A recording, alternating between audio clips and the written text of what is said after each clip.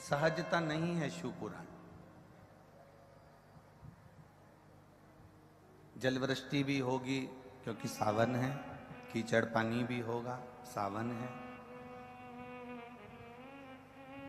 कोई कहे इतना कीचड़ हो गया, इतना पानी हो गया, इतनी इतनी व्यवस्था होने पर भी कीचड़ पानी, ये अपना काम करेगा क्योंकि सावन का महीना, ये सारी दुनिया को मालूम है कि पानी गिरता है, छुपा तो किसी से है नहीं। और शिव तो वैसे भी परीक्षा बहुत लेता। मेरा उघड़दानी, मेरा देवाधिदेव महादेव परीक्षा बहुत लेता है। उन्होंने राम जी की परीक्षा ली, उन्होंने भगवान कृष्ण की परीक्षा ली, अर्जुन की परीक्षा ली, भीष्म पितामह की परीक्षा ली, राजा दशरथ जी की परीक्षा ली, राजा जनक जी की परीक्षा ली। ऐसा नहीं कि परीक्षा नहीं लेगा, बहुत बहुत लेता है।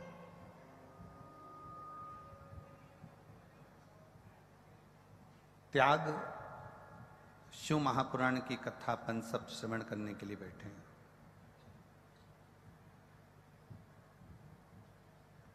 और इस त्याग शिव महापुराण की कथा का लक्ष्य है कि बुरा विचार हमारे भीतर अगर आ जाए, बुरे विचार हमारे अंदर अगर प्रवेश करे, जो समय है ना, इंसान पैसों के मजे ले रहा है और पैसा इंसान के मजे ले रहा है। ये बड़े विचित्र बात है। दुनिया को लगता है कि हम पैसे का मजा ले रहे हैं, खूब बाजार गए, चाउमीन खाई, चमक लड्डू खाया, गोलगप्पा खाया, पानी पूरी खाई, बर्गर खाया, चाउमीन खाया, इडली सांभर खाया, डोसा खाया, चाट खाई, लस्सी पी। दुनिया के लोग पैसे का मजा ले रहे हैं और पैसा दुनिया के लोगों का मजा ले रहा है। आपने पैसा जेब में था, चाट खा ली, पैसा जेब में था, आपने खूब एंजॉय कर लिया, पैसा जेब में था, आपने खूब चाउमीन खाया, न बर्गर खाया, न जो तुम खा सकते हो सब खाया, पर पैसा का मजा तुमने ले तो लिया। अब पैसा तुम्हारा कैसे मजा लेता है कि तुमने पैसा देखकर अपनी ऐशो आराम की जिंदगी जी, खूब एंजॉय करा, खूब अलमस्ती छानी, पैसे का खूब आनंद लिया। अब पैसे ने तुम्हारा मजा लेना चालू करा। मालूम पड़े तुमने जो खाया था वो शरीर में पचा नहीं, तो मालूम पड़े अब डॉक्टर के पास गए। मतलब पहले तुम पैसे का मजा ले रहे हो, फिर पैसा तुम्हारा मजा लेता है। तुम्हें डॉक्टर के घर जाना पड़ता है, बार बार इलाज कराने जाना पड़ता है, बार बार दौड़कर दिखाने जाना पड़ता है। कहीं घुटना दुख रहा है, कहीं पेट में दर्द हो रहा है, कहीं छाती में दर्द हो रहा है, कहीं सिर में दर्द हो रहा है, तो ये मत सोचना कि ये किसी ने कुछ कर दिया होगा। किसी की सामर्थ्यता नहीं कि कोई तुम्हारा बुरा कर दे। बुरा करने की सामर्थ्यता किसी की नहीं होती, सामर्थ्यता अपनी खुद की है। हम जब अच्छा करेंगे तो हमें अच्छा मिलेगा, हम जब बुरा करेंगे तो हमको बुरा मिलेगा। जैसा खाया है वैसा पचाना भी पड़ेगा। उसमें सहजता, सरलता हमारी होना चाहिए। दुनिया के लोगों को लगे कि हम पैसे का मजा ले रहे हैं तो बहुत गलत बात। पैसे का मजा तुम नहीं ले रहे, जब तुम्हारी जिंदगी पलटेगी तब पैसा तुम्हारा मजा लेगा। हॉस्पिटल में पड़े रहोगे, वेंटिलेटर पे पड़े रहोगे, आईसीयू में पड़े रहोगे, बोतल चढ़ती रहेगी, दवाइयाँ लगती रहेगी, और तुम सोचोगे कि पैसे का मैं मजा ले रहा हूं, पर पैसा तुम्हारा मजा ले रहा होगा, पैसा तुम्हारा आनंद ले रहा होगा। शिव परीक्षा लेते हैं। आप लोग लाखों की संख्या में यहां पहुंचे हैं। आप में से कई लोग ऐसे होंगे जो तुम्हारी पड़ोसन कभी 2 अगरबत्ती नहीं लगाती होगी, मंदिर नहीं जाती होगी, देवालय शिवालय नहीं जाती होगी, परंतु उसको सारा सुख भगवान ने दिया होगा। आपके मन में ये विचार आता होगा कि हम तो रोज भगवान के मंदिर जाते हैं, हम रोज भगवान से प्रार्थना करते हैं, हम रोज भगवान से विनय करते हैं, हम रोज भगवान से निवेदन करते हैं, हम रोज जल चढ़ाने जाते हैं, हम रोज मंदिर जाते हैं, हम रोज परिक्रमा लगाने जाते हैं, हम रोज भगवान की भक्ति करने जाते हैं, उसके बाद भी हमारी जिंदगी में दुख क्यों आया? और जो कभी मंदिर ना जाए, देवालय ना जाए, शिवालय ना जाए, भगवान की भक्ति में ना जाए, उसके घर में सुख ही सुख है। ये हमारे पूर्व का है, जो हम करके आए हैं वो आज हम भोग रहे हैं। अहंकार में जिंदगी मत जीना। गाड़ी में घूम रहे हो तो ये तुम्हारा पुराना प्रारब्ध है। बंगले में रह रहे हो, ये तुम्हारा प्रारब्ध होगा जो ये कथा का यजमान पद मिला। ये हमारे पूर्व का प्रारब्ध। कोई संस्थाएं इसमें जुड़ी हुई हैं, समितियां इसमें बनी हुई हैं, वो अगर सेवा में लगी हैं तो ये विचार कर लेना कि हमारे पूर्व का प्रारब्ध है। हमारा कुछ नहीं है, ये हमने जो पूर्व में किया था वो आज हमको मिल रहा है।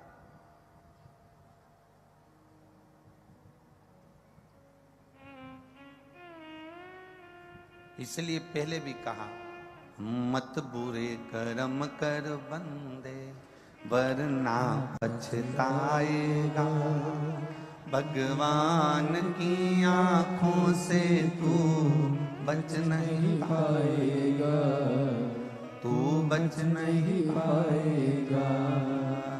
अरे ओ अज्ञानी मत करना नादानी, अरे ओ अज्ञानी मत करना।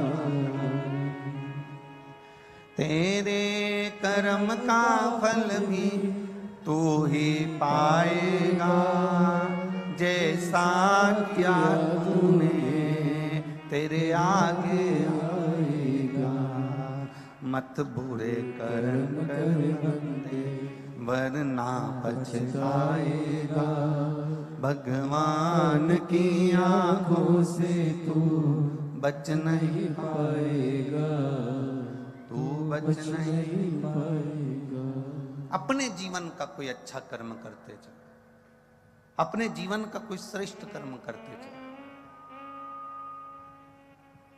तुम्हारे मरने के बाद तुम्हारे परिवार के लोगों ने कितने लोगों को खाना खिलाया? तुम्हारी आंख बंद होने के बाद तुम्हारे घर के लोगों ने कितने लोगों को भोजन कराया? उससे मतलब मत रखना। यहां जितने बैठे हैं ना, कई लोग बड़े खुश होते हैं, हमारे ससुर मरे थे तो हमने 500 लोगों का खाना खाया। हमारी सास मरी तो हमने हमारी पूरी समाज का भोजन करा। हमारे दादा ससुर मरे तो हमने इतने लोगों को खाना खिलाया, इतने लोगों को भोजन कराया। इस भ्रांति और भ्रम में मत जियो। आंख बंद होने के बाद तुम कितने लोगों को खाना खिला रहे हो उससे मतलब मत रखना।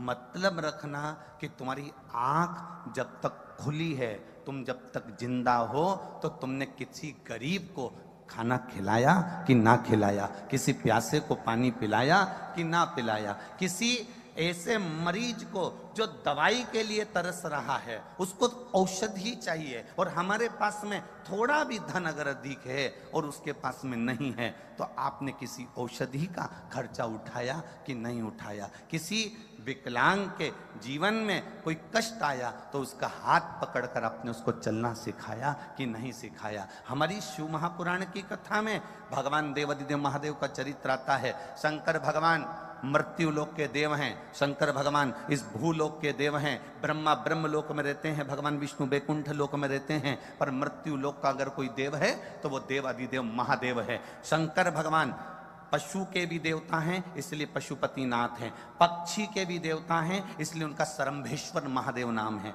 सरम्भेश्वर महादेव नाम क्यों पड़ा? गिद्ध रूपी पक्षी का रूप धरकर नरसिंह भगवान को उठाकर उत्तराखंड की अलकनंदा में डाला था, इसलिए उनका नाम सरम्भेश्वर है। पशुओं के देवता हैं तो वो पशुपतिनाथ बने। पक्षियों के देवता हैं इसलिए सरम्भेश्वर नाथ बने। मनुष्यों के देवता हैं इसलिए देवाधिदेव महादेव बने, शिव बने। और देवताओं के भी देवता हैं इसलिए शिव तत्व को प्राप्त किया। असुरों के भी देवता हैं, अधिदेव महादेव। नेत्र बंद होने के बाद तुमने कितने लोगों को भोजन कराया वो मायना नहीं रखता। तुम्हारे मरने के बाद कितने लोगों ने खाना खाया वो मायना नहीं रखता। मायना ये रखता है कि तुम्हारे नेत्र खुले हैं, तुम जिंदा हो, तब तक तुमने कौन सा परमार्थ का कार्य करा, तुमने कौन सा अच्छा कार्य करा। मूल वह है।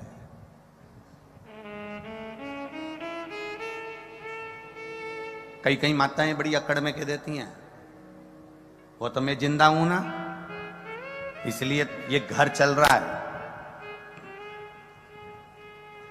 जिस दिन मैं नहीं रहूंगी ना, आटे दाल का भाव मालूम पड़ जाएगा। जिंदा हो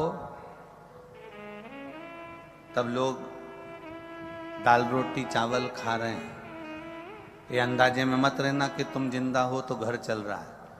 एक बार मर के भी देख लो, उसमें क्या टेंशन है।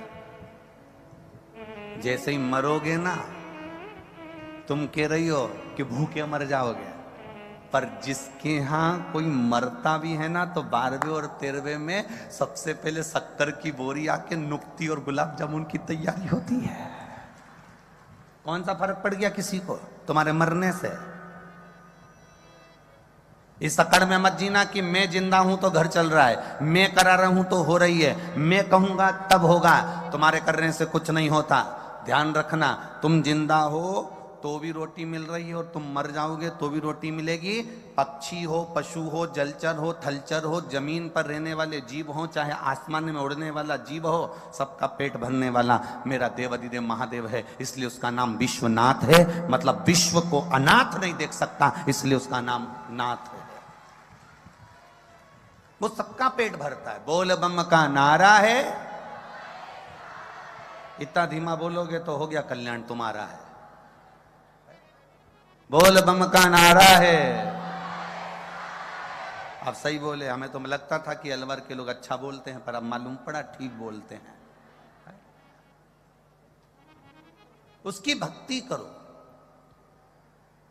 मैं मर जाऊंगी तो क्या होगा? कुछ नहीं होगा। तेरा तेरा दिन याद करें, क्यों रे नर सुमिरन क्यों नहीं करें। तुझे कितने दिन याद रखेंगे तेरे घर वाले तेरे मरने के बाद? तेरा तेरा दिन,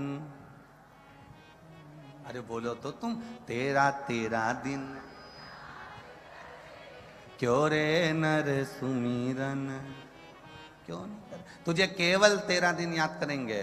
पहला दिन तो तू निपटा इसलिए, तीसरे दिन मट्टी समेटी इसलिए, बाकी के दिन बैठकर उन्होंने पत्रिका लिखी किसको बुलाना किसको नहीं बुलाना। और देखो लोग बैठने भी, कितनी विचित्र जिंदगी हो गई लोगों की।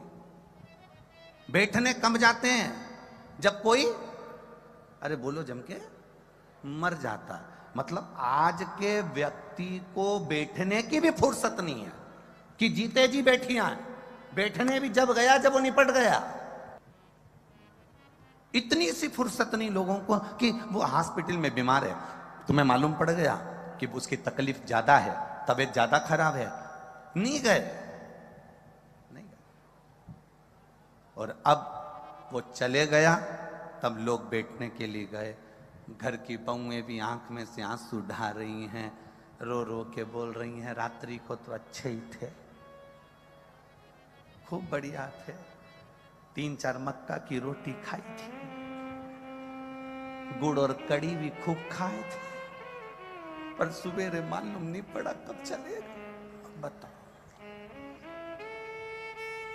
अब 2-4 को बताया, ये गई, उसके बाद 2-4 और आ गई, उन्होंने फिर वो बैठने आई, बहुत अच्छे थे, फिर बताना चालू करा, रात को तो अच्छे थे, 2-4 मक्का की रोटी खाई, कड़ी और गुड़ खाया, मर गए, मालूम नहीं पड़ा। फिर वो चली गई, फिर किसी को बताया।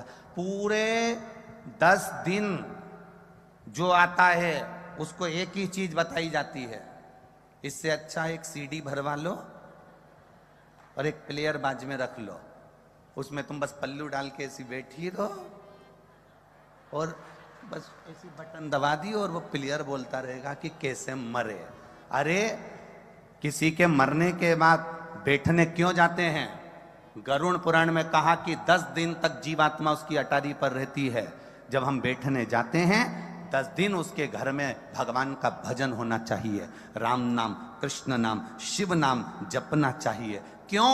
वो जो गया है वो अटारी पर 10 दिन तक, गरुड़ पुराण कहती है, वो जीव रहता है। 10 दिन हम जितना भजन करते हैं उस जीवात्मा को प्राप्त होता है और उसका कल्याण हो जाता है। पर भजन कोई नहीं करता, सब गए, बैठे, उठे, चल दिए। बैठे, माला चढ़ाई, फूल चढ़ाया, चल दिए। पर कोई ऐसा नहीं होगा जो थोड़ी देर बैठकर राम नाम, कृष्ण नाम, शिव नाम भजन करता हो।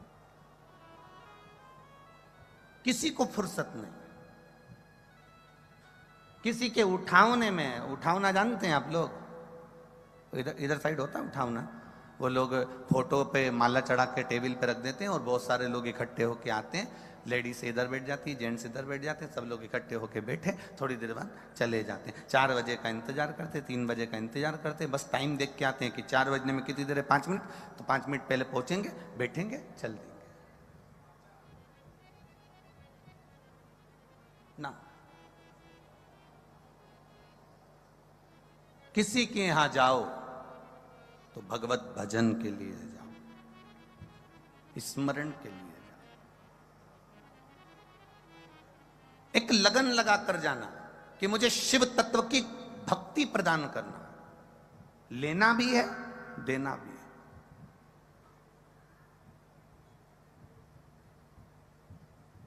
और जब शिव तत्व की भक्ति हम प्राप्त करेंगे तो हम किसी को दे सकेंगे।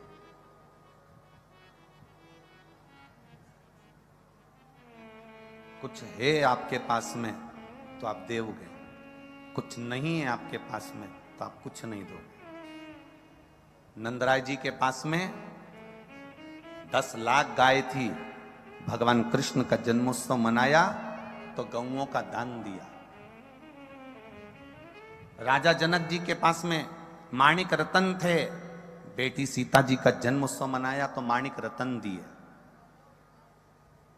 दशरथ जी के घर में जो था, राम जी के जन्मोत्सव पर उन्होंने वो लुटाया। हमारा निवेदन केवल आपसे है कि आप अपनी जिंदगी में आपके पास जो हो आप वो लुटाओ ना। हमने तो कभी इस व्यासपीठ से नहीं कहा कि तुम लाखों की संपदा लुटा दो, करोड़ों का धन लुटा दो, बहुत सारा पैसा लुटा दो। हमने कभी ये नहीं कहा आपसे कि आप करोड़ों की जायदाद लुटा दो। हम तो इतना कहेंगे कि आपको परमात्मा ने जन्म दिया था, 21,600 श्वास परमात्मा ने देकर भेजा था, 3.5 करोड़ रोम छिद्र परमात्मा ने देकर भेजे थे। 21,600 श्वास तुम्हारे पास में हैं। आप धन मत लुटाओ, आप संपदा मत लुटाओ, आप वैभव मत लुटाओ। आपसे तो केवल इतना निवेदन है, 21,600 श्वास जो परमात्मा ने तुमको दी है, उस 21,600 श्वास में जो तुम राम नाम, कृष्ण नाम, शिव नाम ले रहे हो, वो भजन दुनिया को लुटाने का कार्य प्रारंभ कर दो। जीवन का एक आनंद की अनुभूति अपने आप आपको प्राप्त हो जाएगी।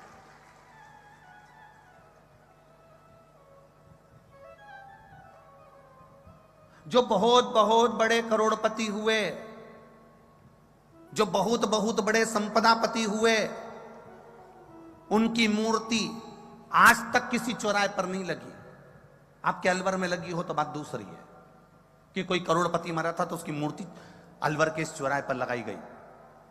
पूरे राजस्थान में घूम लेना, पूरे मध्य प्रदेश में घूम लेना, पूरे उत्तर प्रदेश में घूम लेना, तुम्हारी मर्जी पड़े पूरे भारत में घूम लेना।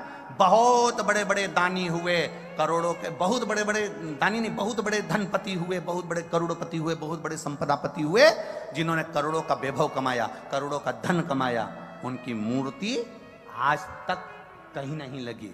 पर जिसने धन कमाया और उस धन को सदुपयोग में लगाया, उसकी मूर्ति आज भी चौराहों पर लगाई जाती है कि इसने अपने धन का सदुपयोग करा था, इसने इस धन से किसी गरीब को पढ़ाया था, इसने इस धन से किसी निर्धन को सुखी करा था, इसने धन से किसी कुंवारी कन्या का विवाह करवाया था, इसने धन से किसी के मेडिकल में उसको सहायता प्रदान करी थी, इसने अपने धन से किसी की शिक्षा में सहयोग प्रदान करा था। उसकी मूर्ति आज भी लगाई जाती है। भजन करने वाले की मूर्ति रामकृष्ण परमहंस जी हो, तुकाराम जी हो, मीराबाई हो, कर्माबाई हो, नरसिंह मेहता हो, नामदेव हो, तुकाराम हो, इनकी मूर्ति आज भी चौराहों पर लगाई जाती है। क्योंकि इनके पास धन भले नहीं था पर इन्हें भजन इतना लुटाया, भजन कीर्तन इतना लुटाया कि आज तक अभी राजा भर्तरी की नगरी में आप लोग बैठे हो, राजा भर्तरी की नगरी,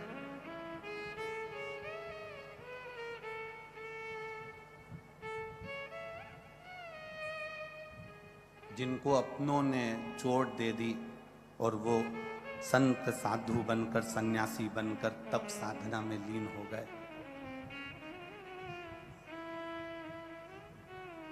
अगर केवल राजा भर्तरी केवल राजा होते ना, अरे बोलो तो रे जम के, कौन लेता? राजा का नाम कब तक लिया जाता? जब तक वो जिंदा है। राजा गया, दूसरा राजा आया, उसका नाम लेंगे, फिर वो चले जाएगा, उसका नाम लेंगे।